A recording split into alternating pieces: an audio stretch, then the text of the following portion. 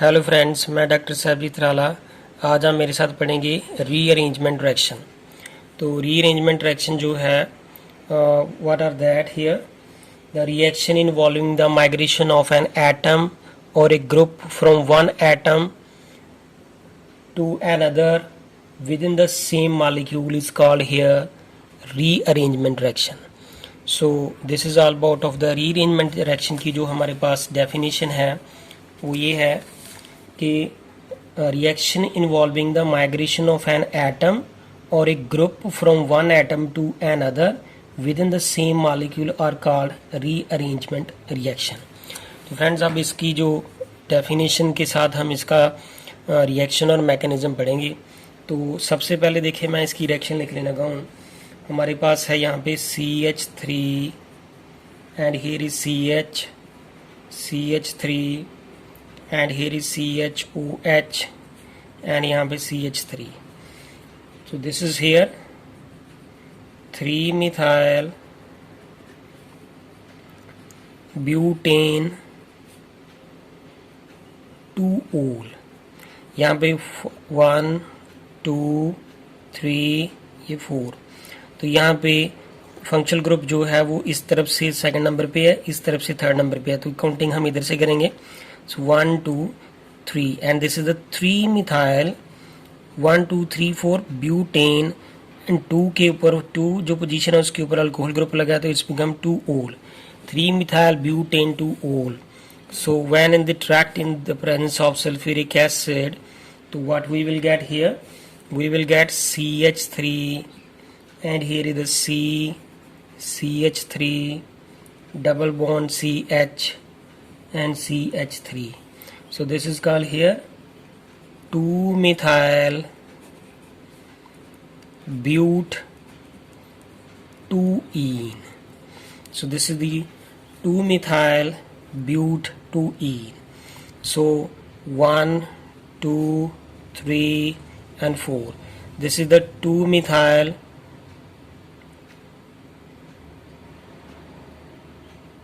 here so this is the 2-methyl, this is the 2-methyl and here is but 1 2 3 4 4 carbon है but and जो second carbon है उसके साथ यहाँ पे डबल बॉन्ड है 2-ene. सो फ्रेंड्स, अब इसका हम मैकेनिज्म पढ़ेंगे कि 3 मिथाइल ब्यूटेनॉल से 2 मिथाइल ब्यूट 2-ene जो है वो कैसे बन जाएगा। तो विच इज़ द रीअरेंजमेंट। तो रीअरेंजमेंट की मैंने फ्रेंड्स पहले डेफिनेशन बताई थी।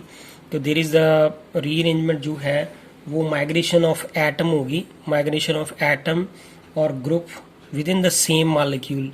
So that is called here rearrangement reaction. तो अब इसका हम मैकेनिज्म पढ़ लेते हैं। तो what is the mechanism of this reaction? तो you know very well that here sulfuric acid जो है that will break down into H positive and here is the HSO4 negative ion. अब ये तो हमारा जो फर्स्ट स्टेप है इस रिएक्शन का। अब हम इसका सेकंड स्टेप देखेंगे कि CH3 यहाँ पे CH, ये CH3 यहाँ पे CH3 here is OH. You know that oxygen के ऊपर यहाँ पे लोन पेयर हैं। तो ये ऑक्सीजन के जो लोन पेयर हैं तो वो सल्फ्यूरिक एसिड से जो इलेक्ट्रोफाइल H पॉजिटिव आएगा तो ये ऑक्सीजन अपने लोन पेयर इसको डोनेट कर देगी। तो जब ये इसको इलेक्ट्रॉन अपने ऑक्सीजन अपने लोन पेयर डोनेट करेगी तो it will become CH3 CH CH3 CH CH3 here is O, here is H, here is H. ये ऑक्सीजन ने अपने लोन पेयर जब डोनेट किए तो ये ऑक्सीजन अपने लोन पे डोनेट करेगी तो फिर इस ऑक्सीजन के ऊपर कौन सा चार्ज आएगा? पॉजिटिव. तो being an electronegative element this oxygen जो है do not require the positive. तो therefore it withdraw the electron density toward itself because carbon से ऑक्सीजन जो है इलेक्ट्रोनेगेटिव है। तो ये अगर इलेक्ट्रॉन डेंसिटी विथड्रॉ करेगी तो देयरफॉर इस कार्बन के ऊपर कौन सा चार्ज आ जाएगा? पॉजिटिव. तो यहाँ पे वाटर जो है वो लॉस हो जाएगा। तो we will get here CH3 CH CH3 CH and CH3 and this carbon carry with charge positive. फिर यहाँ पे एक बड़ा इंपॉर्टेंट पॉइंट है कि कार्बन जिसके ऊपर पॉजिटिव चार्ज है, कार्बन जिसके ऊपर पॉजिटिव चार्ज है ये वाली कार्बन, उस वो कार्बन कितने कार्बन के साथ जुड़ी हुई है? एक इस कार्बन के साथ और एक इसके साथ।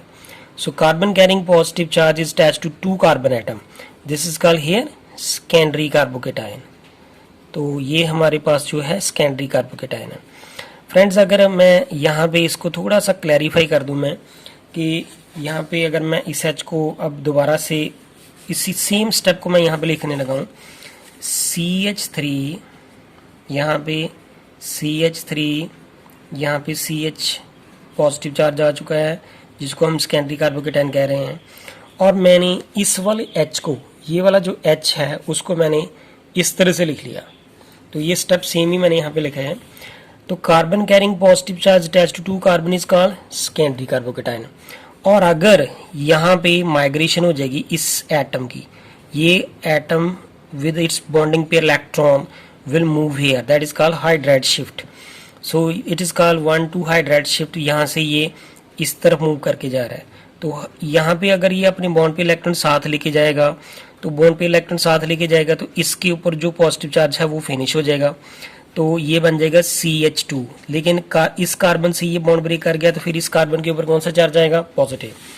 तो सी हियर दैट CH3, यहाँ पे CH3, यहाँ पे CH2, ये तो CH2 बन गया, और यहाँ पे CH3, और इस कार्बन के ऊपर कौन सा चार्ज आया? पॉजिटिव।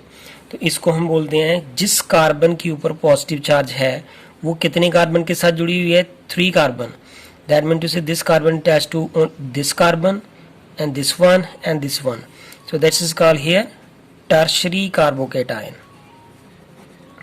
अगर ये टर्शरी कार्बोकेटायन है तो फ्रेंड्स आपको पता है कि हम ये रीअरेंजमेंट क्यों कर रहे हैं, क्योंकि ये जो यहाँ पे सेकेंडरी कार्बोकेटायन है, तो सेकेंडरी कार्बोकेटायन जो है इसका H जो है हमने यहाँ पे शिफ्ट कराया ताकि ये टर्शरी कार्बोकेटायन बन जाए। तो टर्शरी कार्बोकेटायन जो है वो मोर स्टेबल होता है than that of the secondary carbocation.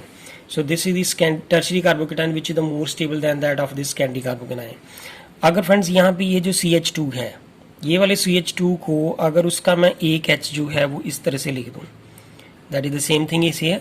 तो यहाँ पे CH2 ही हो गया ये।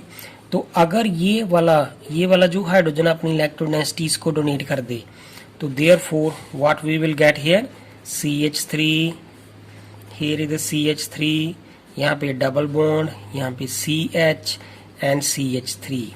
तो जो हमने स्टार्टिंग मटेरियल लिया था, जो स्टार्टिंग में प्रोडक्ट बनाया था, that's the 2 methyl, here is but and here is 2-ene, that is 2 methyl but 2-ene। And साथ में जो है हमारे पास क्या है? H पॉजिटिव लॉस हो जाएगा। अब ये जो H पॉजिटिव है वो H पॉजिटिव जो है दोबारा से हम HSO4 के साथ इसको कंबाइन करेंगे तो ये सल्फ्यूरिक एसिड बन जाएगा।